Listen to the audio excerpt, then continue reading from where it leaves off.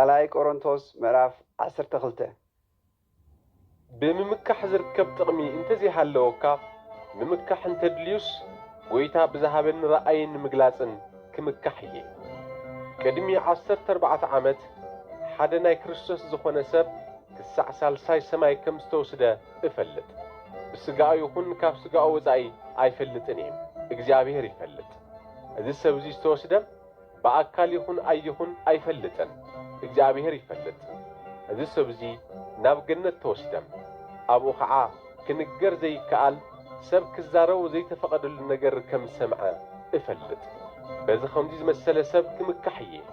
ብዛዕባ ርእሰይ ግና ብድኻመይ እንተዘይኮይኑ ኣይምካሕን እየ። ክምካሕ እንተዝደልስ ሓቂ ስለ ዝዛረብ ከም ዓሻ ኣይምተቖጸርኩን። ኣነ ግና ሕዚ ሓደ እኳ ብዛዕባይ ልዕሊ እቲ ኣባይ ዝሪኦን ካባይ ዝሰምዖን ምእንቲ ከይግምተኒ ሸለሊለ እሓድጎ ኣለኹም።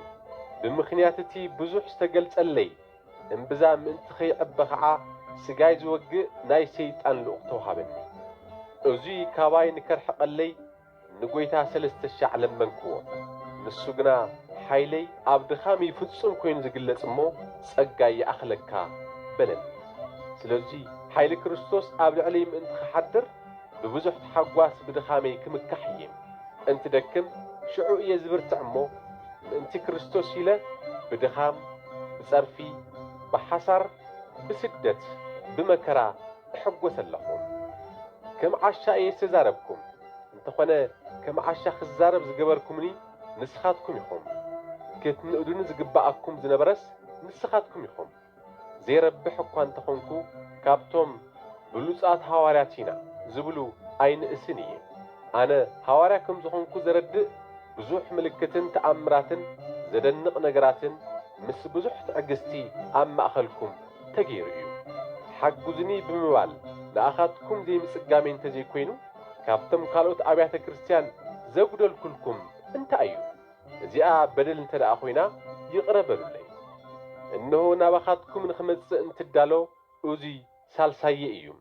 ሕዚ እውን ሸኽሚ ክኾነኩም ኣይደለን። ኣነ ንዓኻትኩም እምበር ገንዘብኩም ኣይኮንኩን ዝደሊ።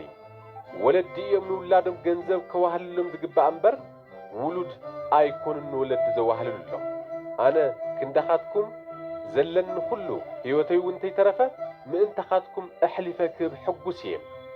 ኣብ ሊፀ ስለ ዘፍቀርኩኹም ዲኹም ኣንኢስኩም ተፍቅርኑ ዘለኹም?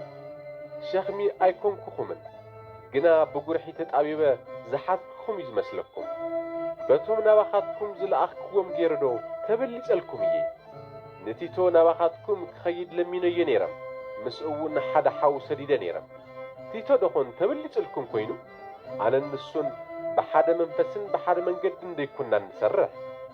ኣብ ቅድሚኹም ንርእስና ክንከላኸል ጸናሕና ዶ ይመስለኩም? ኣቱም ፍቑራተይ ከም ፍቓድ ክርስቶስ ኣብ ቅድሚ እግዚኣብሔር ኢና ንዛረብ ዘለና። እዚ ኩሉ ከዓ ንስኻትኩም ምእንቲ ክትህነጹ እዩ።